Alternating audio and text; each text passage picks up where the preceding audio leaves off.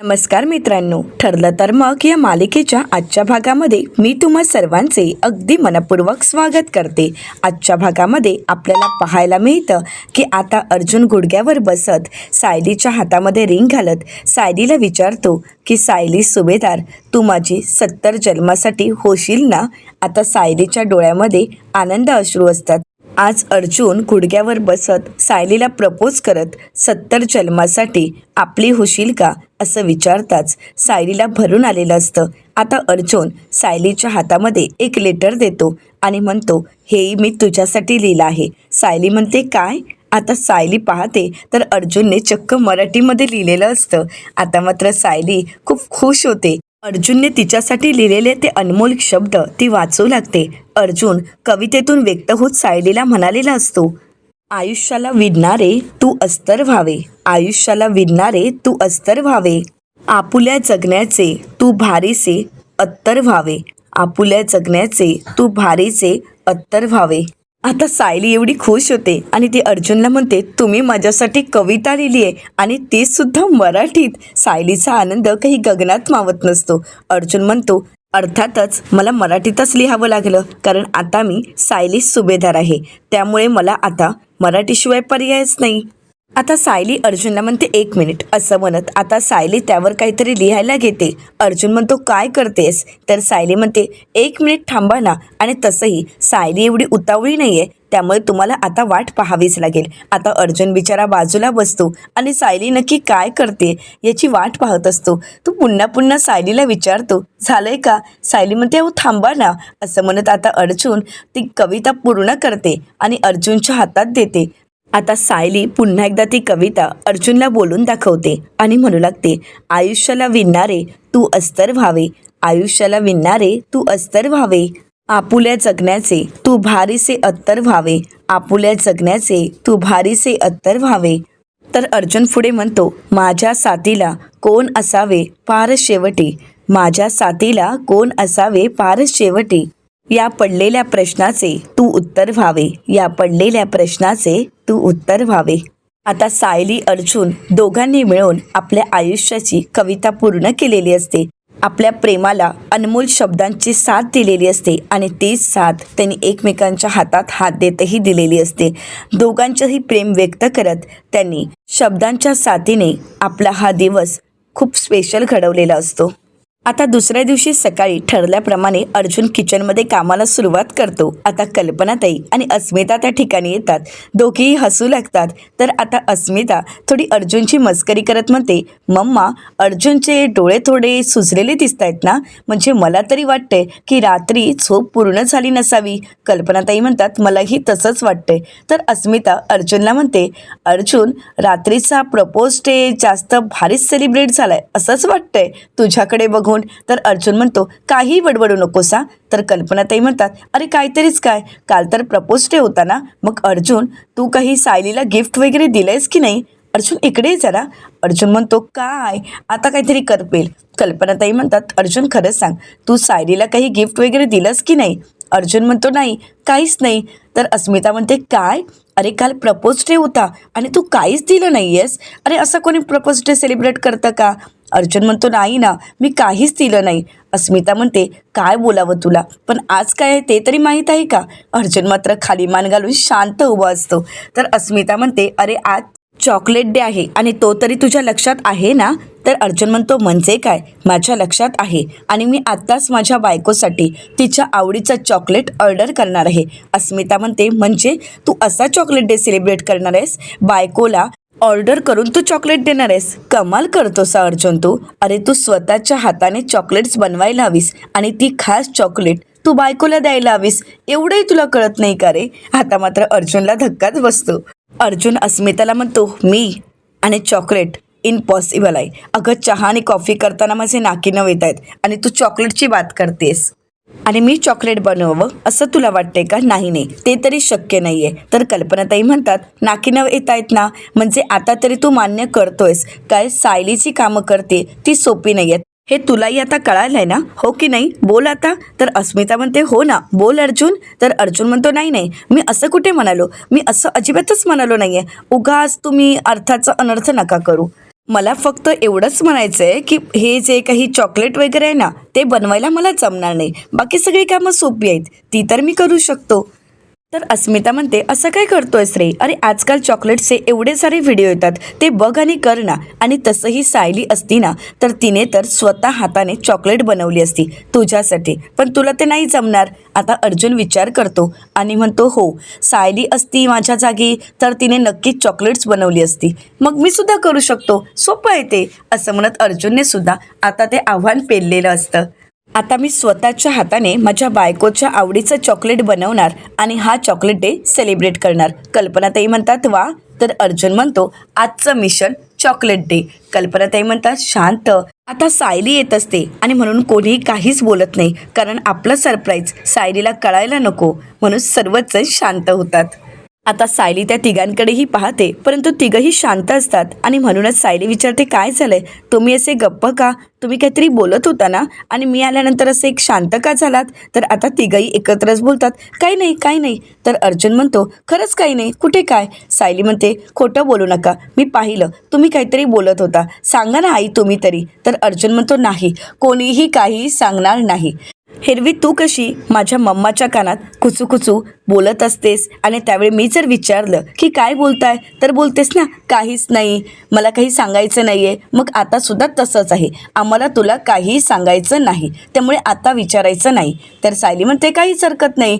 तसंही मी कुठे म्हणाले की मला त्रास होतोय? मला त्रास होत नाही, कारण मी फक्त तुम्हाला विचारलं, आणि सांगायचं नसेल तर काहीच हरकत नाही आहे. कारण कसं असतं, प्रत्येकाची खाजगी स्पेस अशी असतेच, त्यामुळे आपण प्रत्येक गोष्टी कोणाला विचारायच्या नसतात. आता मात्र अर्जुन शांतच होतो. तर अस्मिता अर्जुनला म्हणते, बघ अर्जुन, जरा सायलीकडून काहीतरी शिकून घे. अरे तिला कळतंय की प्रत्येकाच्या पर्सनल गोष्टी असतात, पण त्या ठिकाणी तू जर असता तर काय केलं असतं? आम्हाला सतत तेच विचारून सांगा ना असं करून भांबावून सोडलं असतं, आणि आमच्याकडून आम्ही जे काही बोलतोय ते वदवूनही घेतलं असतं. पण सायली तशी नाही आहे, तुला जमेल का तसं वागायला? आता अर्जुनच चांगला तोंडावर पडलेला असतो आणि शेवटी तो रागाने किचनमध्ये निघून जातो. आता तिघंही अर्जुनवर हसू लागतात. तर दुसरीकडे साक्षीच्या घरी आपल्याला पाहायला मिळतं, सचिन मोबाईलमध्ये काहीतरी करत असतो आणि त्याचवेळी त्या ठिकाणी साक्षी आलेली असते. आता साक्षी सचिनच्या मागे उभी राहते आणि सचिन नक्की काय करतोय हे पाहत असते. पण सचिनच्या नकळतच आता ती सचिनला मिठी मारते. आता मात्र सचिन दचकतो, तो जरा घाबरतो आणि म्हणतो, सॅम अगं काय करतेस? साक्षी म्हणते, काही नाही. काय झालं, का घाबरलास एवढा? तर सचिन म्हणतो, नाही, घाबरलं वगैरे नाही, थोडा अचानकच तू आलीस ना, त्यामुळे दचकलो. साक्षी म्हणते, सॉरी बेबी, खरंच सॉरी. तर सचिन म्हणतो, सॅम अगं असं काही नाही. तर साक्षी म्हणते, सॉरी खरंच, कारण आत्तापर्यंत मी तुझ्यावर खूप चिडले, तुझ्यावर रागवले, तुझ्यावर संशय घेतला, तुझा मोबाईल चेक केला, तुझे कॉल चेक केले, परंतु आता मी तसं काहीच करणार नाही, कारण आता माझा तुझ्यावर पूर्ण विश्वास आहे. तर सचिन म्हणतो, सॅम माझाही तुझ्यावर पूर्ण विश्वास आहे. खरं तर माझं तुझ्यावर खरंच जास्त प्रेम आहे, आणि आत्तापर्यंत बेबी मी तुला खरंच कधीही खोटं सांगितलं नाही, आणि आता या क्षणालाही मी तुझ्यासोबत काहीच खोटं बोलत नाही आहे. असं म्हणून सचिन आता साक्षीशी जवळीक साधत तिच्याशी खोटं बोलत असतो. तर साक्षी सचिनकडे पाहते आणि मनाशीच म्हणते, या क्षणाला सुद्धा तू माझ्याशी खोटंच बोलतोयस हे मला चांगलंच माहीत आहे, कारण तुझ्या आयुष्यात तुझ्यासाठी मी स्पेशल नाही आहे किंवा मी खास नाही आहे, तर माझ्यापेक्षा सुद्धा एक खास व्यक्ती तुझ्या आयुष्यात आहे, जिच्यासोबत तुझं लग्न झालं आहे. परंतु साक्षी सचिनला काही कळू न देता त्याच्या प्रेमाला हो बोलत असते, आणि आता मात्र सचिनला हे सगळं काही खरं वाटत असतं. परंतु आता साक्षीला आठवतं ते म्हणजे प्रियाचं बोलणं. प्रिया साक्षीला म्हणालेली असते, हा सचिन म्हणजेच माझ्या सख्या नंदेचा अस्मिताचा नवरा आहे, त्या दोघांचं लग्न झालं आहे, हे सगळं साक्षीला माहीत असतं. त्या क्षणाला साक्षीला धक्का बसतो, परंतु साक्षी मनाशीच म्हणते, सचिन काही असलं तरीसुद्धा मी तुला दुसऱ्या कोणाचंही होऊ देणार नाही, तू फक्त माझा आहेस, मी तुला कोणासोबतही शेअर नाही करू शकत. वेळ आली तर त्या बाईला मी संपवून टाकेन, तुझ्या आयुष्यातून कायमचं घालवेन, परंतु मी तुला आता कोणाचकडे जाऊ देणार नाही, तू फक्त माझा आहेस. तर दुसरीकडे सुभेदारांच्या घरी आपल्याला पाहायला मिळतं, सर्वच जण अर्जुनची मजा तर घेतच असतात, आणि यात भर म्हणून आता चैतन्यही आलेला असतो. चैतन्य अर्जुनला आवाज देत म्हणतो, काय अर्जुन वहिनी, जमतायत ना स्वयंपाकघरातली कामं? नाही, अवतारावरून तरी तसं वाटत नाहीये. आता अर्जुन चैतन्यावर चिडतो आणि म्हणतो, तू असंच म्हणणार ना, कारण तू तसाही माझा मित्र आहेसच कुठे ना, तू फक्त तुझ्या वहिनीचा देर आहेस. तर आता चैतन्य हसू लागतो. तर प्रतापराव चैतन्याला म्हणतात, चैतन्य, तू अजिबातच काळजी करू नकोस. आमचा सगळ्यांचा या दोघांवर बारीक लक्ष आहे. बघू हे चॅलेंज कोण जिंकतंय. तर अस्मिता म्हणते, मला तरी वाटते की हे चॅलेंज सायली जिंकणार. तर प्रतापराव विचारतात, का, तुला असं का वाटतंय. तर अस्मिता म्हणते, कारण आत्ता कुठे अर्जुनला साखर आणि मीठ यातला फरक कळायला लागलाय, त्यामुळे तो चॅलेंज जिंकेल असं मला तरी वाटत नाही. तर त्याचवेळी आता सायली अर्जुनच्या वेशात पुन्हा एकदा ऑफिसला जाण्यासाठी सज्ज झालेली असते. आता सायली चैतन्याला आवाज देत म्हणते, चला चैतन्य भाऊजी. तर चैतन्य म्हणतो, हो वहिनी, आज आपण कामाची सुरुवात साईटवर जाऊन करूयात. म्हणजे आपण सगळ्यात पहिल्यांदा SK इंडस्ट्रीच्या साईटवर जायचं आहे आणि त्यानंतर आपण पुढच्या कामाला सुरुवात करायची आहे. आता यांच्या कामाची लिस्ट तर तयार असते, परंतु त्याचवेळी अर्जुन आवाज देत म्हणतो, एक मिनिट, तुम्ही साईट ऑफिसला का जाताय, तुम्ही डायरेक्ट ऑफिसमध्ये जा ना. तर चैतन्य म्हणतो, अरे पण आम्हाला जो माणूस भेटणार आहे तो साईट ऑफिसलाच भेटणार आहे, मग डायरेक्ट ऑफिसला जाऊन आम्ही काय करणार आहोत. तर अर्जुन म्हणतो, पण बायको, तू तिथे जाणार नाहीयेस. एकतर बाहेर खूप ऊन आहे आणि ती सुद्धा साईट व्हिजिट आहे, तिथे काम चालू असणार. मग एखादी वीट जर तुझ्या डोक्यावर पडली तर नाही, मला ती रिस्क घ्यायचीच नाहीये. त्यामुळे बायको, तू तिथे जाणार नाहीयेस. मी जे सांगतोय ते तुला ऐकावंच लागेल. आता अस्मिता हसू लागते. अर्जुनचा थोडा लक्ष नसतो आणि त्याचवेळी गॅसवर ठेवलेल्या भांड्याचा अर्जुनच्या हाताला चटका लागतो. अर्जुन मोठ्यानेच ओरडतो, आई ग. आता सायली धावत पळत जाते आणि अर्जुनला म्हणते, किती हा वेंद्रेपणा. अर्जुन म्हणतो, अगं पण मला कळत नाहीये की हे स्टुपिड भांडं एवढं गरम का आहे. तर अस्मिता अर्जुनला आठवण करून देत म्हणते, अरे ते गॅसवर आहे आणि ते स्टुपिड नाहीये. तू जे सायलीबद्दलचे विचार करतोय ना, ते स्टुपिड आहेत. तर कल्पनाताई म्हणतात, अगदी बरोबर. प्रतापराव म्हणतात, आणि अर्जुन, या चॅलेंजपायी तुम्ही असे काहीतरी उद्योग करू नका. जे काही करताय ते अगदी सावकाशपणेच करा. तर आता इकडे सायली अर्जुनची काळजी घेत असते, त्याच्या हाताला बर्फ लावत असते आणि काळजीनेच अर्जुनला विचारते, आग होतीये का. तर अर्जुन म्हणतो की थोडं दुखते. आता सायलीला अर्जुनची काळजी वाटत असते. सावकाशपणे ती अर्जुनच्या हातावर बर्फ लावत त्याची अगदी मनापासून काळजी घेत असते. आता सर्वच जण सायली अर्जुनकडे पाहत असतात. आता सायली अर्जुनची काळजी घेते हे पाहून चैतन्य कल्पनाताईंना म्हणतो, बघतेस ना मावशी, अगं अर्जुनचा थोडा हात काय भाजला तर सायली वहिनी अदलाबदली विसरून सायली सुभेदार ह्या मूळ रूपातच आली आहे. म्हणजे बघ ना, अर्जुनची किती मनापासून काळजी घेते.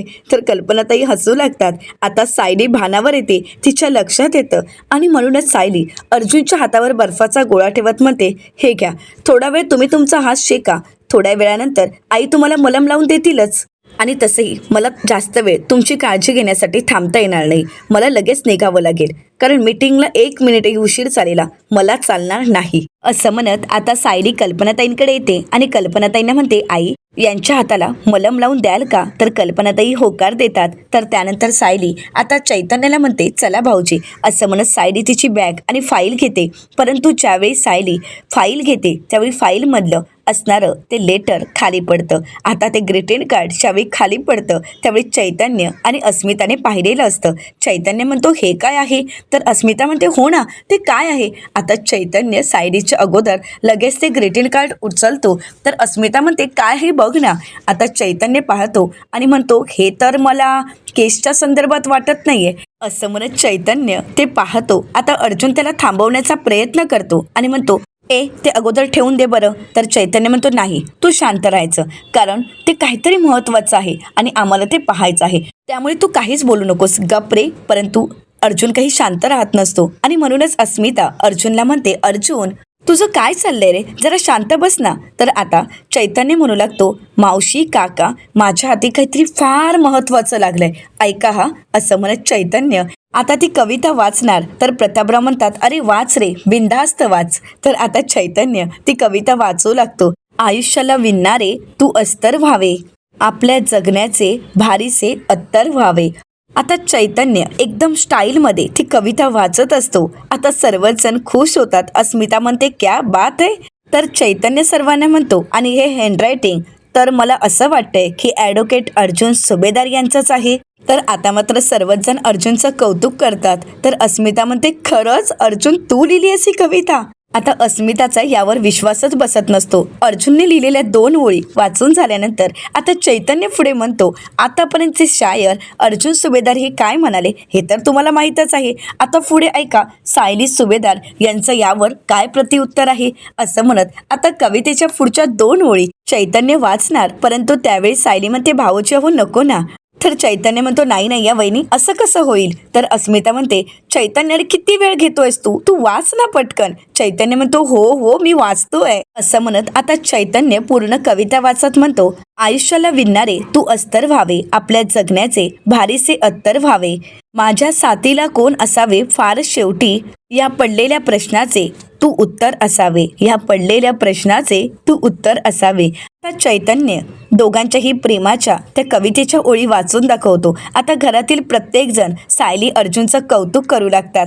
तर प्रतापराव म्हणतात, वा सायली अर्जुन, खरंच कमाल कविता आहे, कमाल शब्दांची निवड आहे आणि कमाल तुमचं प्रेम. असं म्हणत सर्वजण टाळ्या वाजवत त्यांच्या प्रेमाचं आणि त्यांच्या कवितेचं कौतुक करत असतात. तर प्रतापराव म्हणतात, अर्जुन सायली तुमचं प्रेम काव्यमय झाले आता. तर कल्पनाताई म्हणतात, हो ना, पण अस्मिता मला सांग, आपण ज्यावेळी अर्जुनला विचारलं की तू काल प्रपोज डे साजरा केलास त्यावेळी तो आपल्याला काय म्हणाला, नाही बाबा मी प्रपोज डे वगैरे साजरा केला नाहीये. मग आता हे काय आहे ग, म्हणजे हा आपल्याशी खोटं बोलतोय. परंतु शेवटी आपल्याला सत्य कळालंच ना. तर अस्मिता म्हणते, मग काय. आता त्याचवेळी अस्मिताचं लक्ष आता सायलीच्या हाताकडे जातो. अस्मिता म्हणते, एक मिनिट सायली ग, तुझ्या हातात काय आहे. ही अंगठी मी तर कधी बघितली नव्हती. तर कल्पनाताई म्हणतात, हो ना, मी सुद्धा कधी पाहिली नाहीये, पण किती सुंदर आहे ना. आता सायली थोडी लाजू लागते. तर प्रतापराव म्हणतात, बघा बघा, म्हणतायत की प्रपोज डे साजरा केला नाही, पण आता आपल्याला दिसतंय की त्यांनी प्रपोज डे किती दणक्यात साजरा केला आहे, ज्यात सायलीला अंगठी सुद्धा मिळाली आहे. वा अर्जुन वा. असं म्हणत प्रतापराव आता अर्जुनचं कौतुक करतात आणि अर्जुनला म्हणतात, खरंच सुभेदारांचं नाव राखलंस तू. आता सर्वच जण हसत असतात. तर कल्पनाताई प्रतापरावांना आठवण करून देत म्हणतात, हे आम्हाला नका सांगू, तुम्हीच बघा. तर प्रतापराव म्हणतात, मी. तर कल्पनाताई म्हणतात, हां. तर इकडे सायली चैतन्याला म्हणू लागते, भाऊजी अहो द्या ना ते लेटर. तर चैतन्य सायलीला म्हणतो, जरा इस शायर का भी शायरी सुन लो.